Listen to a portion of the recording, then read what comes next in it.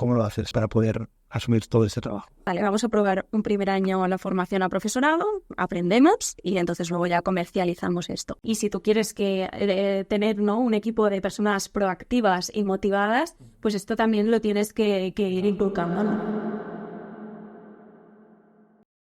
Vale, y una vez que ya haces ese primer año con esos 2 clientes, quizás incorporaste alguno más, ¿no? Pero esos 2 clientes principalmente. Fueron esos 2, lo que pasa es que sí que había varios grupos. ¿Vale? Que tienes un feedback, Sí. entiendo que positivo, Sí. ¿sí? Y después, ¿cómo lo escalas? ¿Cómo haces ese crecimiento para más clientes? Bueno, pues haciendo el mismo proceso, ¿no? Y luego ya sí vimos que donde salía muy fácil era en el perfil privado internacional. Vale. Entonces, en ese privado internacional, ¿qué estrategia haces para poder llegar a ella? Pues realmente es una estrategia muy puerta fría, porque el mundo educativo, incluso a los profesores, directores, no los encuentras por LinkedIn. Entonces es un B2B, pero que tienes que llamar o incluso presentarte en el colegio, hablas con la persona que está en secretaría, te ganas su confianza, ¿no? Y entonces poco a poco vas llegando al interlocutor que toma la decisión y luego también depende mucho de ese interlocutor cómo es, ¿no? Hay personas pues que son más abiertas a probar nuevas propuestas y hay personas que, oye, también meter una nueva propuesta educativa es una complicación y no todo el mundo está tan abierto, ¿no? Entonces, yo siempre quiero pensar que dentro de todo colegio hay una persona que quiera apostar por la innovación y entonces siempre intento buscar, ¿no? O sea, tengo como los colegios clichados y entonces intento buscar esos colegios. Por lo cual, fíjate que de todo el círculo de colegios, lo que has hecho es irte a colegios internacionales, no, o sea, colegios privados, colegios internacionales, o sea, privados internacionales, y de esos, los que quieran hacer una extraescolar de innovación, o sea, has ido a un micronicho, ¿no? Sí. ¿Cuál es el máximo de clientes que puedes conseguir en España, por ejemplo? En España, pues sí, de este perfil a nivel extraescolar, porque ahora te hablaré de que, claro, tenemos otras líneas de negocio donde sí que entran otros perfiles de colegio, ¿no? Pero te diría que a lo mejor unos 200.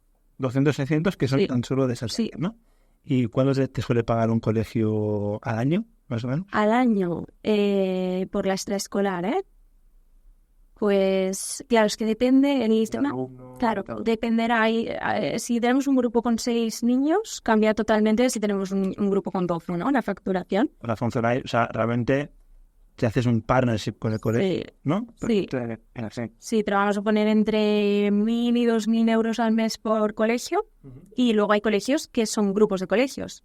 Y es un colegio, pero en realidad tienen 4 centros. Y ya no clases, sino que tienen uno en Castelldefels, otro en Gavà y otro... Vale. Entonces, de estos, claro, ya empiezas a crecer. ¿Cuántos clientes tienes ahora mismo? Claro, ahora mismo para la parte extraescolares sí que no hemos hecho un súper crecimiento. Tenemos 6 colegios, ¿vale? Pero lo que hemos empezado es a vender otro tipo de servicios y entrar en colegios concertados también para otros servicios que no son extraescolares. Vale. Por lo cual, vemos que ya primero tienes un super nicho bien atacado y una vez que has capitalizado este super nicho, te vas a otro nicho o haces un proyecto adyacente a tu core de negocio, ¿no? Vale, entonces ahora tienes 2 estrategias. Tienes la estrategia del core business, ¿no?, que es este producto, y después te vas a un adyacente que es este otro. ¿Cómo distribuyes esta estrategia de marketing para llegar a ellos? Claro, el tema es, aquí yo creo que también lo interesante es que yo ya nunca más me pongo como a idear, vamos a idear proyectos, ¿no? Ideas. Todo empieza a ir de forma muy orgánica. Entonces, a partir de hacer una extraescolar y de que una directora ve a los niños haciendo su elevator pitch a final de curso, a los padres alucinando con los proyectos de los niños, nos dicen que quiero que forméis a todo nuestro profesorado en esto, ¿no? Entonces, de golpe, ya no es como que... no es ni siquiera nosotros que empezamos con la iniciativa, es los propios centros educativos a la que ven el impacto que esto tiene en los niños, dicen, vale, es que necesitamos que los profesores tengan esta forma de trabajar, que incorporen el design thinking en el aula, que pongan al alumno en el centro, ¿no? Y que realmente diseñen actividades, pues, poniendo a cada niño en el centro y además cada vez hay más necesidades específicas de aprendizaje, niños con TEA, ¿no? Entonces, para personalizar el aprendizaje es una propuesta también muy interesante. Entonces, ya te viene todo de forma orgánica, pero no tienes un sistema de venta actualmente. Claro, o sea, a la que vemos esto, evidentemente lo trabajamos. Sí que es verdad que Yo no es que sea muy kamikaze, es, vale, vamos a probar un primer año la formación a profesorado, aprendemos y entonces luego ya comercializamos esto. Y ahora, de hecho, estamos testeando el sistema de ventas de la formación a profesorado, que es totalmente distinto al de extraescolares, ¿no? Y aquí sí que llegamos, por ejemplo, a colegios concertados, sí que podemos ir, hay temas de Fundae, hay otras cosas en las que nos podemos apoyar para dar formación a profesorado. Vale, entonces ya has creado este otro proyecto que es adyacente, por lo cual ya tienes un portfolio de 2 proyectos. Sí, y hay un tercero aún.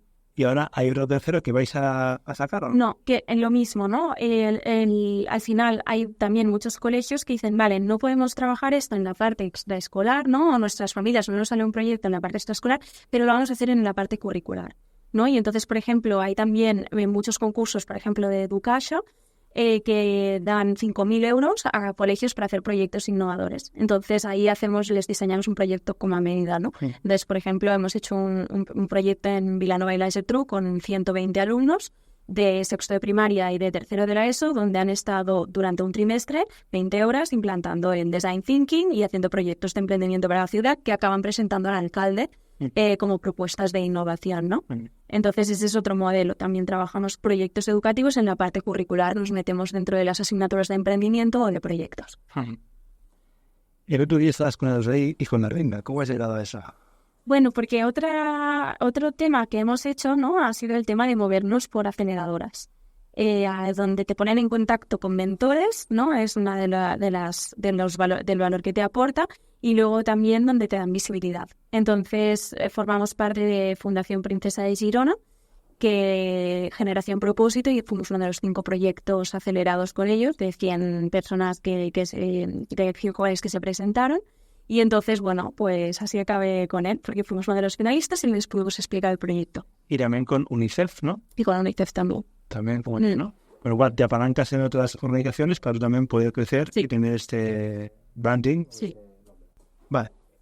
Entonces, visto todo este recorrido, a mí me gustaría ver la parte de gestión empresarial, ¿vale? A nivel de gestión empresarial, ¿tú ahora cuánta gente tienes en el equipo o cómo lo haces internamente para poder asumir todo este trabajo? Vale, este ha sido un tema porque también he aprendido muchísimo en el último año con esto, ¿no? Nosotros este primer año que te decía que teníamos 2 colegios, 50 alumnos, ¿no? Éramos 2 personas en el equipo, digamos, full time, y luego teníamos pues a profes que iban a dar la extraescolar. Entonces, en este segundo año, mi alternativa o mi visión fue, vale, vamos a tener ahora un equipo donde las personas que trabajan también dan clases. Y tengo que decir que ha sido un modelo que no me ha funcionado para nada. Ha sido un modelo que me ha dado muchos dolores de cabeza. He sufrido muchísimo este año a nivel de talento, y también creo que al final, cuando tienes la parte operativa, te quema tanto. Cuesta también centrarse en la parte de crecimiento y expansión de negocio, una parte que he quemado. Y entonces ahora hemos vuelto un poco, de hecho, al modelo inicial, volvemos a ser pocas en el equipo y estamos colaborando con personas más expertas en el ámbito del emprendimiento, que son las que van a dar las clases. Vale, esta gestión que tú tienes de las emociones, ¿no? Cuando tú estás en ese punto, claro, entiendo que tú vas viendo que tu proyecto va evolucionando y quieres crecer, pero luego tu limitación es el equipo, ¿no? O sea, porque tienes un equipo que es muy bueno en unas cosas, pero en otras no llega, y entonces tu modelo cambia, ¿no? Sí. ¿Cómo lo gestionas tú en ese momento? A ver, este año ha sido complicado, ¿no? Y también porque hay veces que es que el tema de las personas, todo el mundo lo dice, ¿no? Que es lo más complicado, pero al final también, pues que empiece muy bien la relación con un trabajador no significa que en algún momento no se vayan a poner las cosas turbias y que la persona te sorprenda, como todo en la vida, ¿no? Y seguramente al revés, yo no creo que nunca sea culpa de uno, seguramente las cosas van en ambos lados. Y entonces luego pues a lo mejor tomas otra actitud con el resto de trabajadores y entonces tomas un poco más de distancia, ¿no? Dices, bueno, entonces creo que también vamos creciendo y aprendiendo nosotros como responsables del equipo, ¿no? Y que al final es muy duro cuando se está creando un proyecto y se está consolidando, de dar esa confianza al equipo de que todo va bien, de que están en un barco en el que no se va a hundir, ¿no? Y al final eres responsable de eso, entonces... ¿Tú tienes que estar detrás de todo el mundo o les das la libertad? Bueno, mira, yo por ejemplo, cuando yo era empleada, era una persona que me encantaba la libertad, no me gustaba nada que me controlaran, pero ahora he aprendido que no todo el mundo es como yo. De hecho, es uno de los aprendizajes que hemos de hacer y yo creo que hay veces que peco de, oye, espabilate, ¿no? Pero hay personas que luego a lo mejor al cabo del tiempo te dicen, oye, que yo necesito como mucha más guía, ¿no? Entonces es también ahí ir como viendo, ¿no? Cómo haces para dar lo que ellos necesitan, pero tampoco todo lo que necesitan. También tú tienes que marcar al final una cultura y si tú quieres tener, ¿no? un equipo de personas proactivas y motivadas, pues esto también lo tienes que ir inculcando, ¿no? Yo he llegado a una conclusión, que las personas que empiezan no son las mismas las que te van a desarrollar después el negocio. Yeah. Es que lo tengo súper claro. O sea, si estabas en el momento de que crece la empresa y estás necesitas un tipo de persona. Y si estás en un momento de ya tengo unos clientes y tengo que hacerlo todo más operativo y tal, necesitas otro tipo de personas. Yeah. Pero esa persona no le puedes poner allá. Y esto es una cosa que cuesta, porque nosotros tendemos a pensar, ¿no?, que la misma persona puede ir evolucionando, pero o la persona evoluciona contigo en el proyecto, o no pasa nada, se tiene que ir, ¿sabes? Y está bien que se vaya. O sea, yo creo que cada uno tiene que hacer su propio camino y cada uno tiene que ver qué es lo mejor para él o ella en ese momento, ¿no? Pero esto para mí también ha sido un aprendizaje duro, ¿no? De decir, sí, pienso que esta persona no la puedo poner aquí y me va a funcionar, y no porque tal, ¿no? Sí, el tema cultural.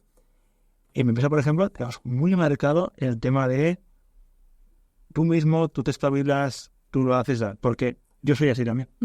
O sea, yo soy así, marco mucho esa tendencia, ¿no? Claro. Entonces, o te sientes a gusto con ese tema, o no te sientes a gusto con ese tema. Totalmente. O sea, es un tipo de carácter. Entonces, al final creo que también va mucho por tema de carácter, ¿no? ¿Qué tipo de carácter tienes tú? ¿Qué habilidad tienes tú? Y a partir de ahí, más o menos, podemos hacer encajar, ¿no? Totalmente. Y es que al final es como en todo en la vida, que conectas y que luego que te entiendas muy bien en el año 1 no significa que en el año 3 te sigas entendiendo, pero luego también están las formas, ¿no?, de terminar. Sí. Que al final No todo el mundo sabe terminar. no todo el mundo sabe terminar en la vida y en el trabajo.